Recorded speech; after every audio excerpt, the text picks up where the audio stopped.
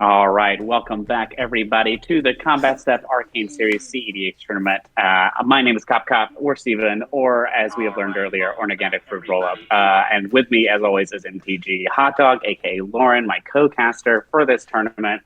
We are about to go into round two, and we are already looking at a Borigamos and Fibblethip in seat one, which I think everyone here is super hype about.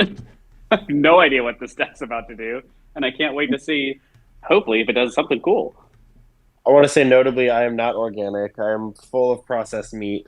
Um, Unlike my fruit roll-up co-host. But yeah, hi. Thank you for joining us. This is Arcane Series I by the Combat Set. This is the first and hopefully many of a tournament series. First of 2024 that I know of for an online tournament series. Very excited to be here. Very excited to be a part of it. We have seen a spicy deck last round in the form of Jared Carthillion with a Loris Companion, and now Borborygmus and Fibblethip. Love seeing this on the cEDH scene. And then, of course, Seat 4, my favorite, Talion. Love that deck. I love talking about that deck.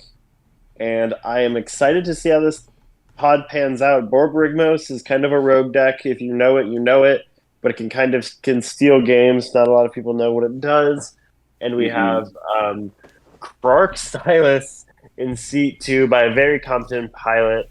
I know that pilot has been around, plays a lot of cEDH, very successful at cEDH. That deck is really taking I've seen that pop up in a lot of servers that I'm in. It's a very potent storm deck. Krark enables a lot of weird stormy combo turns in ways that, Rogue Rack doesn't when paired with Silas. But Borborygmus is kicking it off with a City of Brass, followed by a Mystic Remora, which seat 1 on the play feels freaking good. Feels very, very good here. We also have that pre-game action Gemstone Caverns from the Italian player in seat 4, Michael, who we saw in pod 3 last round. And it looks like the Krark Silas player is going into, was going to be okay, yep, we're going to play a different land here. I'm very interested as we talk through this game, the difference, Lauren, between Krark Silas and Rogue Silas, but we'll get there. Because I'm not really keen on why those two are different. Is this also a Mystic Remora? Or is that a We Mystic have another Mystic Remora. That is the Secret Lair Mystic Remora. Yeah, if I'm Tim Necrom in seat 3, I'm a little frustrated. Especially if they kept their first 7, you're going to want to dump out a lot of mana rocks very early on and establish your board state.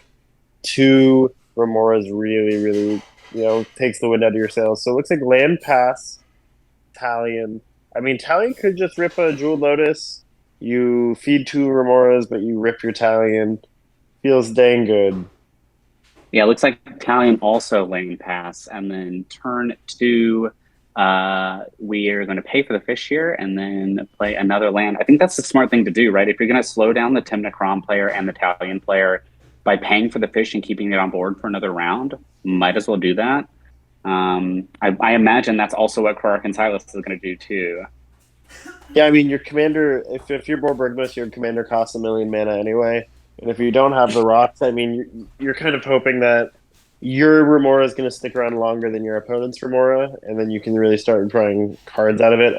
Right now, these are 3 mana, at least for Borborygmus, it's 3 mana. They've drawn 1, and the Krark Silas player has drawn 0 thus far. So,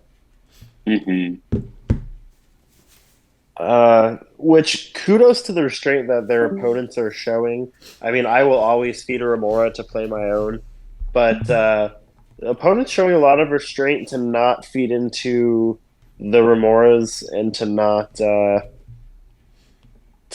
not. I mean, it comes at a cost. Then the cost is your board state's not developed. You're not putting threats out as quickly or as fast as possible. And we have the Tim Necrom player losing connection after tutoring, which is or fetching for a land, which is kind of concerning. It looks like their opponents are typing to call a judge, but that is when I, as a player in the pod, and I never want to assume malicious intent from somebody, but that's when I get concerned. Is when when they're touching their deck, they're going to be in their deck, and now I can't see what they're doing. That's cause for concern for me as a player. Yeah, absolutely. And this is sort of like the ongoing conversation around online cEDH tournament play and ethics and things that we should be like focused on or worried about is moments like this, right? And I love that you say it. Like, we're not assuming malicious intent here, but now all of a sudden we're trying to navigate, okay, well, what do we do, right? Like, what are we comfortable with? What are we okay with, right? And that is a conversation for the table, for sure. I do agree with you though that I think like playing both the Mystic Remores here is a really, really good play, even though the Korok Silas player is not drawing anything off of it. The sort of the other side of the ongoing conversation is whether you feed the fish and whether you pay the tax on the risk stake. I'm the same way. Like I will feed the fish to play my own fish or my own risk stake, but otherwise I'm gonna try and work around it as best as I can, right? Because giving your opponents cards is giving your opponents the win, in my opinion. I'll be honest, Steven. I played Mardu. My two most successful tournament runs were on Mardu. That's not true. I won a tournament on Tindacrom. My favorite tournament runs that I've had were on Mardu, and I have won. I can't tell you how many Ristic studies I've won through. Either opponents not having the interaction, or like if my silence resolves, I'll feed the fish all day long. That's a good point. Yeah. What's the Mardu wins you've got under your belt as we are navigating the technical issues here? What's the commander? I had two back-to-back top 16s within a week of each other at major tournaments playing Dihada. Ooh, yes, Dihada's so good. I'll have to send you my list, but yeah, Dihada is my girl. I have a Dihada playmat on display in my house because of my affinity for that old tentacle lady. That good old tentacle lady. So my assumption is the judge is in chat right now.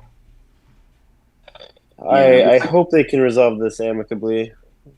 Yeah, because the fetch has been cracked. It's in the graveyard, but we haven't gone to find the land yet. Because that is what we are talking about. Looks like we have some fans. I don't know if I'm pronouncing her name right. Aya. But yeah, I like I like seeing in chat when people are like following players or following brewers, rooting them on in Twitch chat. I think that's awesome. I think that it feels good as a player to be like, okay, cool. People like what I do. People like me. So it's cool to see this player get a little hype in the chat. Love to see it. Yeah, this is something I learned casting the Playing with Power tournament was so many people were cheering for Priscilla into the top 4. And I was like, who is this person? You know, and then I, as the player learning the format and learning these individuals, get to like go and look at their Twitter and like what they're working on. And it's like, oh, this is really like, there is a sort of like community lifting up and following in the cEDH space that I really don't see in the casual EDH space. And I kind of really like it. Yeah, it's different when it comes to casual because I think with casual, you know, innovative brewing or trying different things kind of is part of the course. And I mean that as a compliment to the format. And I think with tournament and competitive Commander, when you are trying something new and you're successful with it, that goes against the grain in a good way. And when people can find success by doing things out of the norm, people are really drawn to that. And people love to see it, and it's good and healthy for the format. One thing I do like while we're working through the judge rulings and everything for this particular instance, I do like, and I may have said her name wrong, how she's got the double camera. She's got her, playmat showing, but then you could also clearly see where her hands are. That's a nice, it's a nice touch that I think we'll start seeing more and more players doing. That adds a level of transparency because you can't always, see everything. I think that's kind of nice that she's got that going on. To update the players, just with full transparency, but to the viewers, full transparency, but with respect to the players involved. The player in seat 3 is choosing to concede the game for personal reasons. The game will continue as a 3-player pod. Seats 1, 2, and 4 are still in the game, but if anyone is confused watching the game, seat 3 is conceding. And looks like we are back, I hope, to the gamering. So 2 remoras, 1 in seat 1, 1 in seat 2. Looks like there is a Imperial Seal being cast by the Italian player. Curious if that is a Bloodstained Mire to the right of their Gemstone Cavern. Pronounced Aya. Okay, cool. Good to know. Aya, I know, has done work before with different tournament organizers and is well versed in the cEDH scene, so good to see her here with people hyping her on. That's cool to see. Okay, so my internet has caught up. I am back. What did I miss, chat? What did I miss, Lauren? What happened? Biggest thing is seat 3, for personal reasons, decided to concede the game, so we are going to roll with a 3-player pod. All right, here we are. I wonder if that is definitely going to change the dynamic for sure for the Italian player, because now they are not paying you can have it. More on the upkeep. It's going to ease some pressure off the Italian player. Now there's only 1 fish to feed. Let's see here. Back in the fetch. We're going to go get a land for sure. So the biggest difference between Krark Silas and Rogsai, yes. Some of it is deck building. Some of it is you're playing a similar game, but not the same game. Silas in both decks is there as an emblem. You have access to blue and black. The thing that has made Silas more playable is you can cast Silas because these decks run Mount Doom. And Silas is a legendary artifact that you have in the command zone. So, that's the one time I see Silas cast is to be sacked to Mount Doom as a board wipe. But mostly Silas is there as an emblem. Krark Sakashima is already a deck, and I think we all know that deck very well. Yeah. Oh, we're letting the Mystic die for a Ristic. Even better. That is an upgrade, in my opinion. So your Storm turns, though, can be a lot more potent with Krark Silas. I mean, your Demonic Tutors are double. It's high risk, high reward. You're playing a different game, but you're playing a stormier, sort of high risk, high reward variant. You also have a little less of the Mox Amber Paradise Mantle type cards, and you have more access to Jeweled Lotus, for instance, which is a card that's not played in traditional Rogsai. So I would assume they're probably 75 cards similar. There's probably a 25 card difference. I don't know what those are offhand, but it's a different way to navigate a very powerful, potent Grixis shell. All right, so it looks like we pitched the Simian Spirit Guide to get to the 3 mana, to get to the Ristic Study, but where is the... it looks like the Italian player had the counterspell. Yes, looks like a Force of Will. Going into turn 3 here for Michael, the Italian player, and seat now 3, I guess, or seat 4, regardless. Mana Crypt feeds the fish into Italian, naming 2 CMC or 2 power or 2 toughness. Interesting. That makes sense given the... You're going to trigger off of Krark. You're going to trigger off of Silas. Silas is a 2/3 or a 1/3. 1/3 with Death Touch. So you won't trigger off of Silas. You will trigger off of Krark. You're going to... I suppose if Borbrigmos is doing breach lines, you're going to trigger off of that getting set up as well. I still... Now, is that the number that you would normally name? I know that there's a it's sort of like pod specific whether you go 1 or 2, right, with Italian. Yeah, it's actually funny you say that. When I was doing the coverage at the cEDH 8K in Atlanta 2 months ago, we had a stream counter, and I said 1, my co-caster said 2, and at one point it was like 10-1 my favor of one being called over two, and then it's sort of even. Early game one was much more common. People playing rocks, people playing tutors, people playing cheap interaction to deal with those things. And then later on in the game, twos were much more prevalent. I personally, in this situation, I would put one. I have to assume Borbergmos is going to do some sort of gamble or worldly tutor or even a soul ring. Speak of the devil. There's the gamble. Damn. And from IA, that's how they said to say it. From IA, I have to assume that they're going to be playing vamp tutors, even demonic consultations, different one-mana stuff, especially if you can get a lot of value out of Krark. So they play a land, they play a Krark, and then they have access to a one-mana spell. I'm choosing one, and I think the gamble, I can't say it's 100% the right choice, but you would already be generating value off of it if one was chosen. Yeah. Fascinating. Was gamble resolved? There's also a Mox on board from the Borborygmus and Filbert player here. Let's see what the discard is going to give us. Was Talion cast? I can't even see Talion on the Talion board. Talion was cast, and now I don't see it. It's gone. Judge, there was no removal for it. Judge, would you be able to ask the Talion player to turn on a lamp?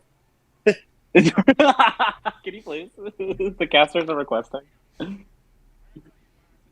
Talion went to the Shadow Realm. Okay, I suppose Talion was countered then. I feel pretty good though calling that gamble. Yeah, no, that was solid. That was a solid play. Those are the moments in tournament casting that I really love, where you're like so on with the flow of the game that you're like calling the shot as it's happening. I had that happen at a Commander Sealed in Rochester, where Mishimigo literally leaned over to me and she was like, "How did you know that?" I was like, "It just, you watch the game enough, you have a gut feeling." Did Talion get forced or did it get countered? I didn't see how it got handled. I don't see who would have countered it. I can see Aya's graveyard, and there's no counter in there. Borborygmos doesn't look like... We might want to figure out what happened to Talion, because I don't see it in his graveyard. Or, I mean, in his command zone. No, I don't see it I don't see it in the command zone either. I don't see a die on it, like a random die sitting anywhere with the number. Where is Talion at anyways? Where's the actual card at? Right, like we don't see the card anywhere. Where did it go? He just pieced out. I'll be right back. Lion's Eye Diamond here from the Borborygmus and Filbert player. Very interesting. And now we get to play the game of what was the gamble target. My impulse feels like it was the Lion's Eye Diamond. There's the breach. Ooh, it had to be one of the two, right? Like, clearly the gamble goes to one of those two combo pieces if the other was already in hand. Hello, can you hear me? Yes, I can hear you. Welcome back. Hey, remember when I was like, oh, it was either Lion's Eye Diamond or Underworld Breach for the with the gamble, but remember when I was like, hey, one might be good, and then a Mystical Tutor was discarded? And you're like, hey, wait. So unless there's counter magic, Borborygmos has won this game. You crack Lion's Eye Diamond for red, and you get Brain Freeze. The Italian was Chain of Vapor by the Borborygmos and Filbert player. Nice. Got it. Okay. Or you crack the LED for blue, and then tap one of your lands for red, and then grab Brain Freeze with Gamble. They've won this game. Wow. This is a turn, this is turn 4, looks like? No, turn 3, because the Gemstone Cavern was a game action. It is their turn 4 because there's 4 lands in play for the Borborygmos player. Wow. Yeah, I don't know if it's a good thing that I can call these things with ease. I think it shows I have a lot of brain power wasted on this game. tad A bit. lot of institutional knowledge about this one very specific thing in life. Yeah. Like, how does that equate to real life? And I'm like, it doesn't. It equates to it now. This, what we're doing here, casting, true. learning, educating. That's true. That's true. Cards like GG, or cards like GG. Yeah. Wow, amazing. And well, that is going to wrap up the first game here in round 2. Walker from the previous round 1 on stream on the Najila in seat 3. And yeah, okay, here's Burden with this Slimefoot and Squee. I've also never seen this deck as well, so I'm super excited about that. Let's see, seat 2, we've got Abyss on Krom and Tevesh Zot. And then in seat 4, we've got Chris here with Tevesh and Krom. All right, double Krom Tevesh at the table. I'll be honest, if I'm sitting down across the table from a Slimefoot and Squee deck, I'm going... Here's my train of thought. I go, okay, either I'm terrified of this deck and I'm going to lose to it, or this deck's not going to do anything. Yeah, I mean, it's interesting that it's in Jund, right? So like Jund is a as far as I know, a notoriously good color combination here for cEDH. But then again, I mostly understand that only from a Corvold lens. So, what does Slimefoot and Squee offer? Yeah, I'm not sure. I will have to look up the card. I don't even know what the card does. Makes sapperlings and then recurs things, right? I can see how that would be good if that's what it does. After battlefield attacks, you make a 1/1 green sapperling. You can pay 4 mana, Jund +1, sack a sapperling, return it, and up to 1 target creature from graveyard to the battlefield after the I mean, I can see the ETB and attack being good for like altar stuff. Mm-hmm. It's great it's part of the combo, and it because you can return a goblin, you can get a couple things out of your graveyard and get into some really interesting loops with like Dockside and stuff. You can pull out Dockside. Oh, that's cool. I don't know what his build is like, but Slimefoot and Squee is a deck I've been brewing since it came out, and it's got some interesting legs with the Gobbo that you choose to grab with it. I was going to say, does it also run Snoop lines then, if that's the case? It could. I don't. It looks like it's any creature. Yeah, you can, and you can. There's a lot of interesting lines of grabbing things, and so it looks like here with I was going to say with Abyss, it looks like the Thoracle's on board. There is a demonic consultation on the top of the library. But we're going into, what is this creature that they just played in Action of Twist? That's a Ragavan. Dash Dagavan. Our friend in seat 4 there, rocking the Mox Masters Invitational Gold Sabertooth playmat. Beautiful artwork. Absolutely Another stunning. Eminence playmat. I was going to say, yep. I see that Eminence gaming down at the bottom right. I do have an ongoing joke it's a food chain deck. That makes sense. It's a food chain deck. I do have an ongoing joke for the Slimefoot Squee deck. They did resolve an Endurance, it looks like. I have never seen the Endurance player win the game. Really? I have seen people play Endurance to not lose rather than win. Yeah. So bad news for seat 1. I mean, they could literally be winning right now. I don't really know. We just jumped right in, but I have never seen... Like, if you do the math, like, if you watch 100 games, I think the Endurance player not winning the game is, like, outside of Kinnan, is true, like, 95% of the time. Interesting. It's so weird. Because, I mean, you're devoting a lot of resources to it, and it's not a game that's really furthering your own game plan. It's mostly, again, just stopping yourself from losing rather than winning. Yeah. Yeah, I run it in my Marisi Hate Bears list as a way to, like, do anti-graveyard shenanigans. But it's not helping me in any way. It's just stopping my opponent. Yeah. Shadow Walker on the Najila, activating the 1 ring, drawing a card. plays, what is this blue? Mystical Tutor. I'm sorry. Mystic Remora, followed by a Tinder Wall. Mm-hmm. Moving to combat, attacks with Agila, and makes a few warriors. I used to have a Tinder Wall account. How'd it go for you? Were you successful on your Tinderwall account? No, I had to change to Hinge. Mm-hmm. Yeah, the Great Hinge. Yeah, it's a good app. The great. That would be okay. Hold on. Combat step. We're brewing right now. MTG data gaps. We have the Great Hinge. We have Tinder Wall.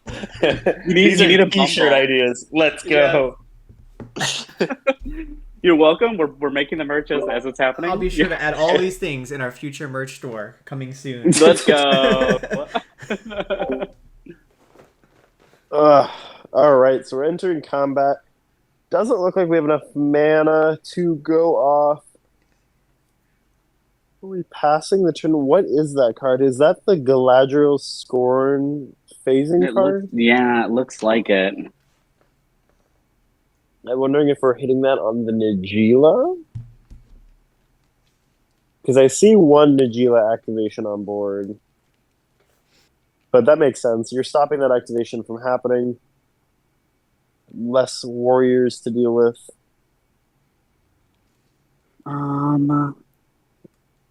Maybe actually, I don't think it is. Oh, that's in the Galadriel's dismissal. It's not. It's not. If anyone in chat can tell me what that card is, I will mail you a quarter. A shiny quarter from my collection. Good old 25 cents. One of the 50 that you have in your state collection. Yes. It's one of the leftover Eagle ones from my state collection. I believe we are conceding. Najeela just wins here. Dino DNA. Captain Moral Sport, do not say that to me like I know what that card is. That is definitely not. It's like, what card what's are we that card? talking about? You literally gave me a name of a card. I know Dino DNA is the name of a card. I still literally do not know what that card is. It's a win con with Dockside. A ham sandwich is a win con with Dockside. It's true, yeah. I have won games. I guessed the Dockside, and I had a ham sandwich, and I just put it on the board, and I won. Mm-hmm. Y'all talking about? I've had decks go infinite with Dockside with somebody else's Dockside. That's not even in my deck, but the deck, I was like, oh, this deck can't go infinite, but now it can because it is your Dockside. That's how powerful this card is. If people are like, ban Ristic Study, ban Dockside, that card is format warping. That card, people mold the Dockside, people tutor for Dockside, people play clone effects to copy Dockside. Dockside this, Dockside that. That's the card that I think needs to get banned. Yeah, I have no problem with Ristic or Mystic. Even Bowmasters I have no real problem with. It's like just the value you can generate for 2 mana is insane. Like, all right, and so it's hard to counter. It's hard to counter too, yeah. We're top of the round here. We just went through Burden's turn. Slimefoot into a Mox, makes a Saproling, and passes. And I'm still not sure what exactly happened there on the Najeela attack into Chris Wilkes' turn, because Burden lost most of their board state and then replayed into it. Looks like Abyss is just going to... The Ragband comes back to hand and says Shadowwalker untapping for the top of their turn. Pays the 1 for the fish. What is that on the top of player 2's deck? It is a demonic consultation. I'm not sure why it's face up, unless it was tutored for, but... Yeah, there was a vamp tutor. I see. But was there like a Final Fortune or something? I'm curious why the turns are so wonky. Yeah, like technically didn't Abyss have a turn and would have drawn the demonic consultation, but didn't, so... Very strange. Okay, we'll get it figured out, chat.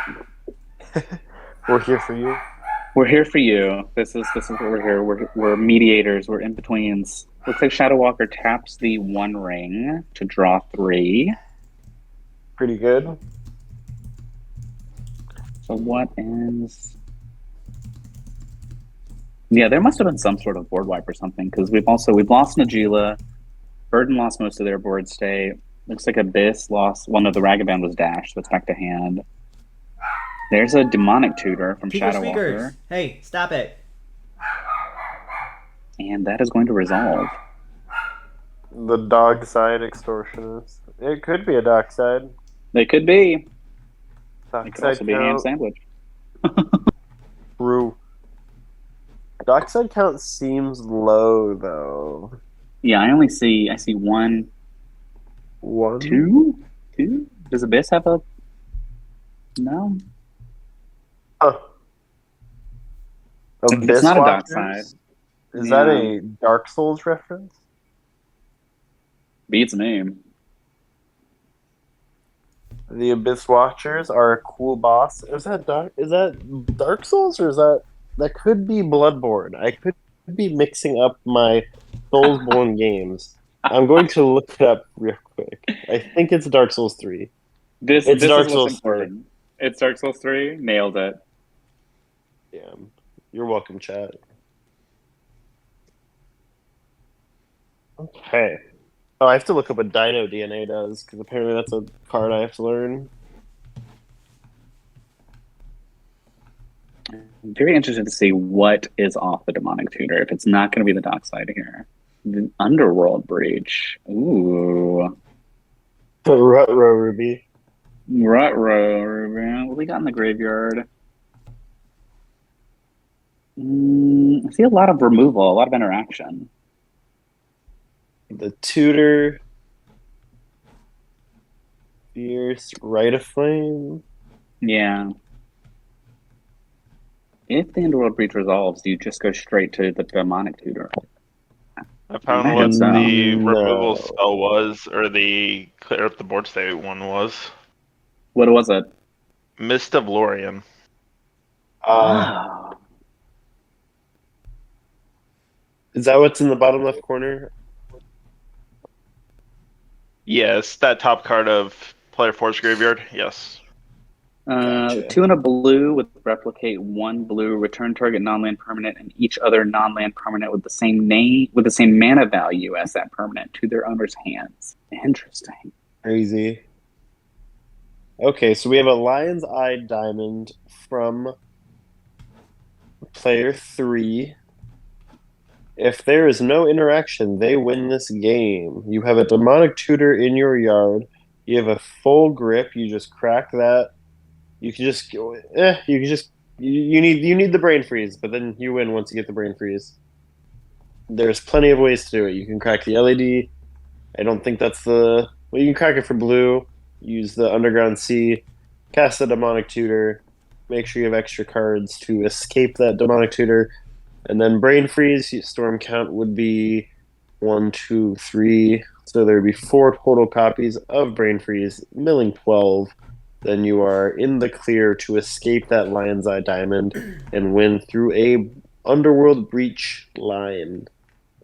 Burden here is debating interaction. It keeps putting a card on the table and then putting it back in hand.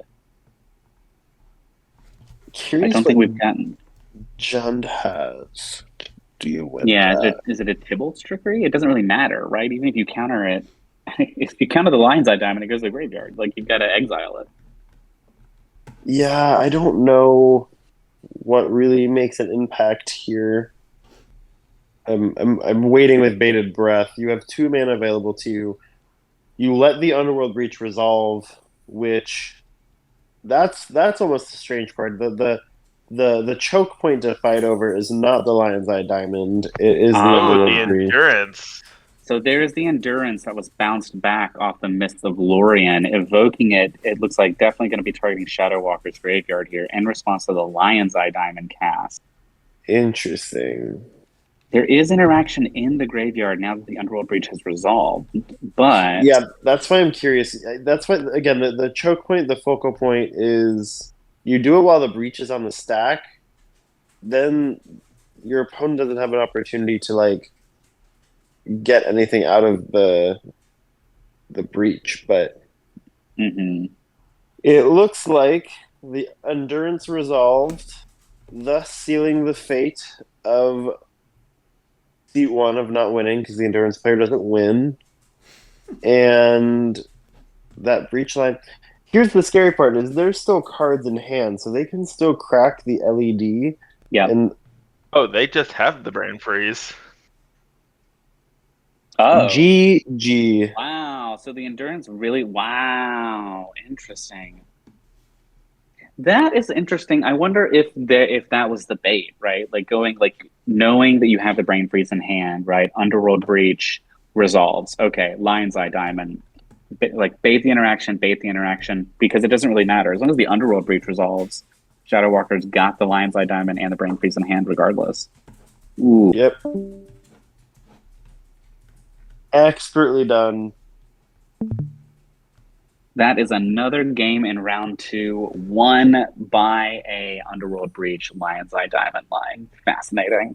GG's. Turns out Underworld Breach is a very good Magic card. What a crazy concept. The fact that both that Underworld Breach and Thassa's Oracle in the same set, what a format. Like warping set that Theros Beyond Death was. Oh yeah, and like the Uro was also in that set. That really warped Legacy and Modern and Standard. Okay. Cling to Dust is played in Legacy. Yeah, crazy how much power was introduced in a Standard set. Yeah, 100%. I think that Standard season saw the most bans of any Standard season probably in like 10 years at that time. There was just so many. Oh right, because it was Oko, right? Like it was 6 months before, 3 months before. Yeah, that was a terrible time to be playing Standard because you had one set come out that was gross with Oko, and then Theros came out next, I think, and then that brought in all the other pieces, and it was just 2 back-to-back sets that just completely warped the format, and then the bans happened. It was very interesting time to be playing, and then when Modern something was released, that released the what was the Golgari creature? Hogak? And that just warped so many formats. Like that was just a really rough time for 60 card formats between Oko and Hogak and Underworld. Like that was just a time that you almost played just that one deck or you didn't play. I'm tweeting about how I've never seen the Endurance player win the game. Yes, absolutely. Of course you are. I'm here to stir the pot and show the combat step, and that's what I'm here to do. That is fair. Hopping into pod 8 here. It looks like we are in position 1's turn. This is Wise Games, or my inner German says Wiese. I believe they are a German player. I think it's Weiss Games. Yeah. Okay. Doing Rocco Cabaret Caterer. Seat 2, we have Slow Sty on Dargo Temna. Seat 3 is Snazerific on Dargo Thrasios. And then Jeremy in seat 4 with Thrasios and Vile Smasher. Rocco has a pretty decent board state here, it looks like. Yeah, Rocco with a Dockside out is decent. Oh, this is the new Rocco, though. Yeah, this is the Tudor Rocco. Or no, this is the... Oh! This is the one that I don't know what it does. Wait, what's Rocco? The new one from March of the Machines? No. This is the Tudor Rocco. I was like that. Rocco. Yeah. I was about to say, I don't think I know this pilot of this deck. Pretty sure he would not be playing the other Rocco at the moment. I couldn't tell by the art. So much value for your opponents in the other Rocco. Trying to figure out what exactly is on this Games playing with. Yeah, what is on the board say? What's happening here? Is that a Wirewood symbiote? Yes, that is a Wirewood symbiote. I believe it is the Dargo Timna player's turn at the moment.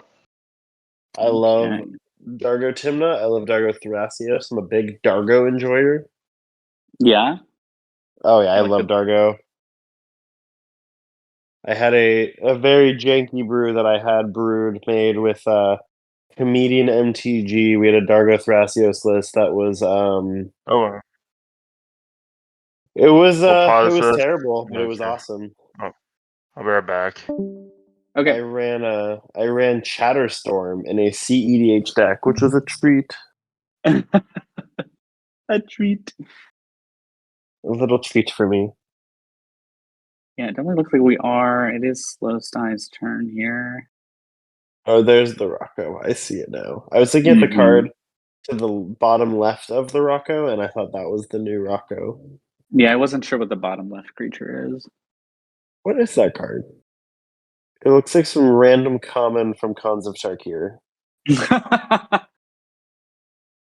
Okay, so we are on Dargo Tima's turn. This deck is a potent deck. Very powerful. It has a very, very strong Mardu shell, while at the same time can use Dargo as a combo / win con in the command zone. And also can effectively draw a lot of cards with Timna using creatures that are already in the Mardu colors. And he's rocking the new Dargo art, which I have to say, chef's kiss, person of culture. Love it. Love to see it. Is that who we are attacking with right now? Is this Dargo new art? Yes. A Got big 7/5 trampler. Yeah.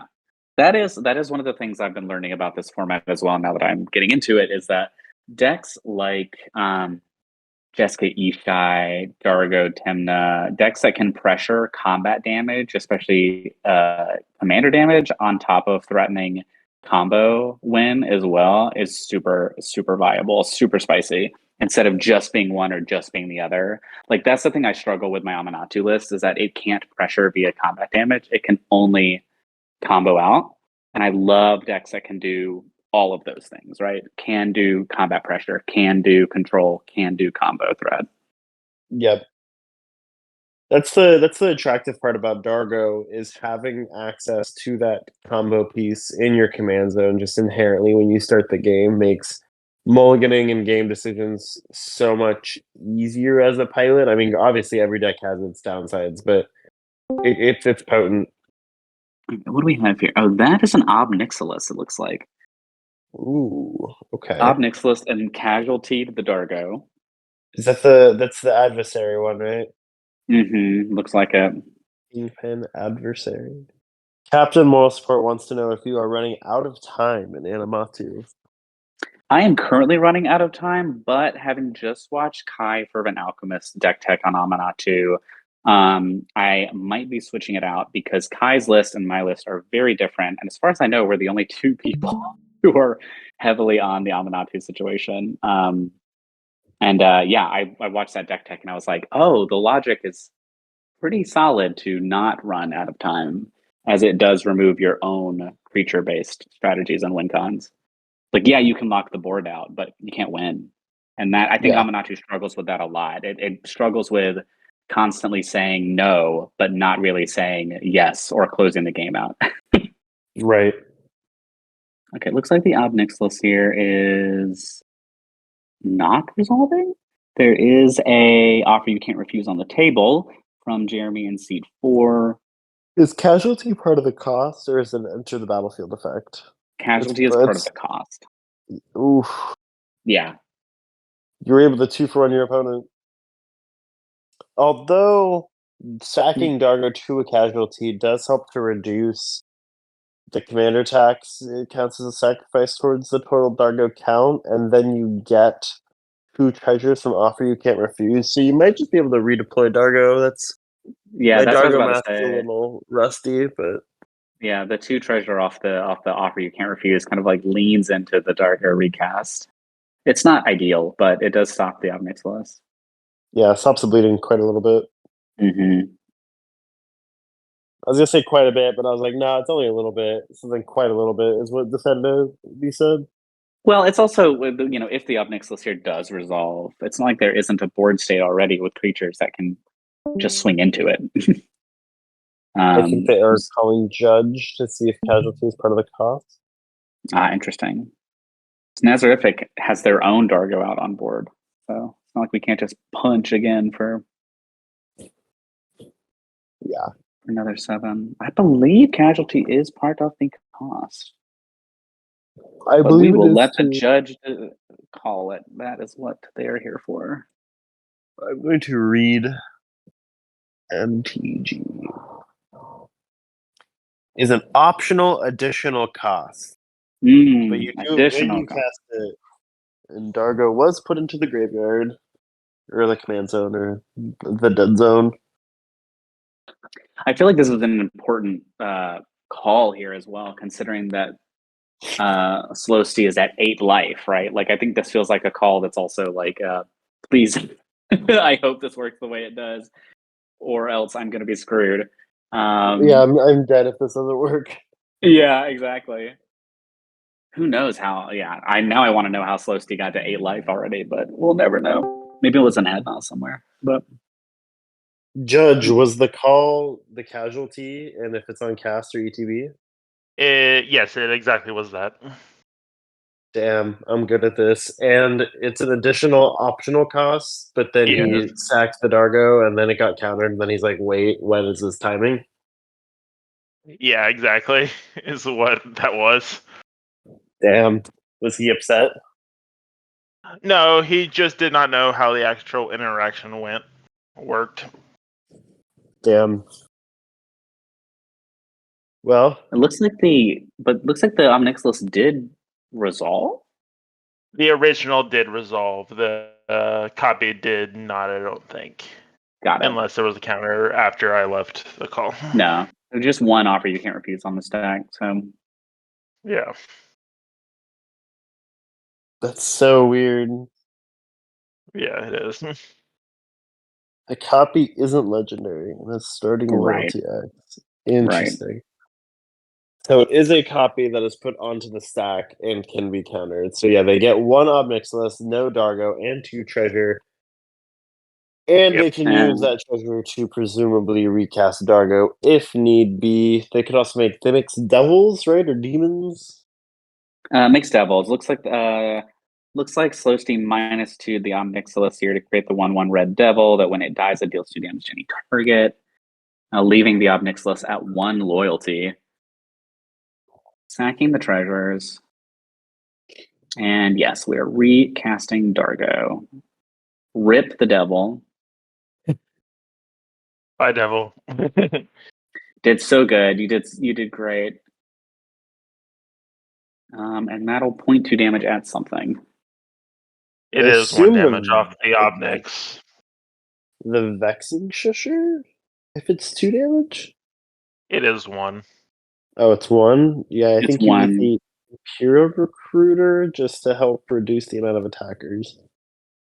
Yeah, I think if you're in their position in C2, you just have to reduce the amount of attackers that have the potential to come at you next swing, next turn. You're not living to see another turn, I don't think. No, you're not. We're rolling it back, right? The devil's put back on board. The treasures are back on board.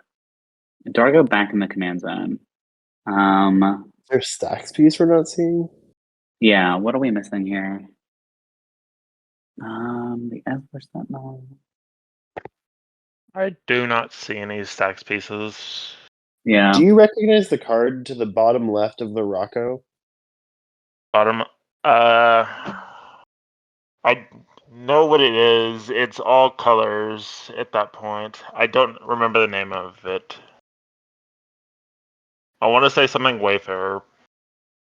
Oh, It's the Philagi Wayfarer or whatever it is. I will be right back. Somebody needs to talk to me. Okay. Yeah, Philagi Wayfarer. Interesting. And because of the casting cost and the color identity, that card like weirdly gets around the color identity deck building restrictions, if I remember correctly. Yeah, this ability does not affect its color identity. It is all colors. Multicolored spells you cast have Convoke. I guess that helps with Rocco pouring into the X, right? You can convoke other creatures to add to your X value. What is the The color identity is just green, right? Yeah, it's 2 and a green for a 2/4, but its ability is Falagi Wayfarer is all colors. This ability does not affect its color identity. Gotcha. So that's a weird little quirk of color identity. Color identity is a very strange thing to have rulings on, in my experience, because it is a commander only thing and is not something that is necessarily um, like considered in other formats. Like there's um, color identity like indicators, but that's card color and color identity. I think are different. Mm-hmm.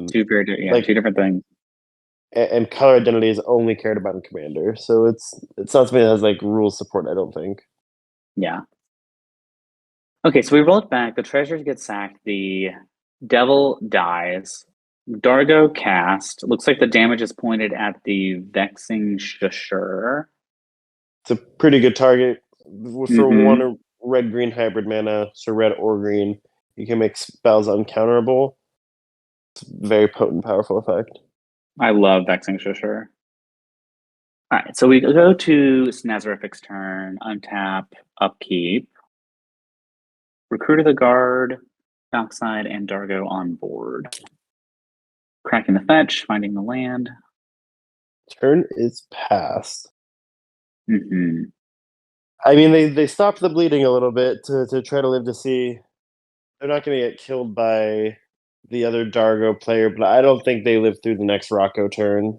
I don't think so either. I look at this board state, and I'm definitely looking at the Rocco player here as the potential to take this game. I'm not sure if you're feeling the same way, Lauren, but Birthing Yeah, Pod I on the think stack. if that is a did we establish, is that a Wirewood symbiote? That is a Wirewood symbiote, yes. Yeah, if that gets back to Rocco, excuse me, I would almost be hard pressed to kill the Wirewood, maybe even over the Vexing Shusher. But they could just bounce the Rocco. I mean, they can bounce a Rocco at the end of player 4's turn, have the Rocco, redeploy it, and then bounce it again on their turn with the Wirewood. Mm-hmm. And things have convoke. I don't know. That's a the Wirewood. I think is really flying under the radar right now. Yeah. But we So do have a the birthing Birthing pod Pod resolves, and we potted away the Dargo. into, yeah. I think Captain Motorsport's calling it right, into either a Tide Spout or a Hullbreaker Horror. No, it is Tide Spout. It has to be Tide Spout. Yeah. So we have the Tide Spout there, and we can, if we have like a 0 mana or a 1 mana, we spell, we can bounce the Dockside and generate Mm-hmm. infinite treasure. We have enough to go infinite. Yeah, 1, 2, 2, 3. I 3 see. should do it. Yeah, I just see 3 actually. 3 should do it. You're going to be net positive at each Dockside cast. And then you can make infinite treasure. 1 mana to bounce Dockside. Exactly. Casting Thrasios. Casting Thrasios. Interesting. Yeah, Thrasios from hand. Looks like it was probably returned at some point in the game before we joined into the stream. Gotcha. Probably bouncing Dockside now. Yeah. No responses to any of this. I'm wondering if this is how the game is going to get closed down here. Tap 2. We'll go Dockside again. Yep. Dockside, what do you bounce? Oh, now you can start. Well, Yeah, but no, you're you not net can't here. go infinite. No, you're losing 1 mana each Oh, turn. no. There's the Mox Amber. Mox Amber is to the left of the Arid Mesa and Graveyard. You just bounce the Mox Amber. Oh, there it is. I didn't even catch that. Yep. So now Mox Amber Dockside. Yep. You're net positive 1. Okay. Well, you're more than that, because you're going to be net positive 2 because you can tap the Mox Amber before you bounce it. Ah, I see. So you're going to make 2 mana in each rotation. Make a bunch of mana, infinite mana. Then yeah, Thrasios draws, or you do got to be careful of the Bowmaster. That's why I think you make infinite mana first, and then bounce the Bowie, Mm-hmm. and then put all that mana into Thrasios. Not sure what I think tutor. so. I think Snazarific is explaining the line, right? Here's what I'm gonna do until I get to this, right? Until I get to the Court of Calling, and then likely, yeah. But Jeremy's pointing like, hey, I do have the Orcus Bowmaster here. Yeah, I don't see the mana to recast it. I think you make your infinite Docksides and you bounce. Yeah, I think that's what absolutely. they're explaining. They've won this game. Another seat 3 win too. Yeah, absolutely. It's an exciting round 2 for everybody in C3 so far on stream. Yeah, that's also true with the deck. Also, what is up with the deck house? So good to see you. Yes, you can just activate Thrasios on top of the Bowmaster triggers. Mm-hmm. Yeah. GG's. Snazarific takes it. What a game! Love Dargo Thrasios. Love Freedom Waffle, who really popularized the deck and really did stuff with it. Love to see a triumphant Dargo player. Very, very, very exciting. Had to wait an hour to chat, but what's up, Cop and Dog? Yo, Cop and Dog is kind of sick. That's actually pretty sick. I'll take it. Hot Cop, Dog Cop. It's like it's a spin-off Cat Dog. Jeez. Dog Cop. Dog Cop. Hot Dog. Cop Dog. Cop Dog. Hot Cop. Hot Cop. No. Hate that. Cop Dog. Hate that. Nope. Cop Dog. Cop and Dog. Yeah. All right. All right. That is going to wrap it up for that pod. We still have a few more pods going. This round has been popping. So now might be a great time to take a break and refresh, and then we'll come back for round 3. Hell yeah. Thank you, everyone. We'll see you shortly. Thank you, everyone. Cop Dog out. Cop Dog out. We're just trademarking all the things on Combat Stat. Love it. Yeah. There's a place for it, apparently.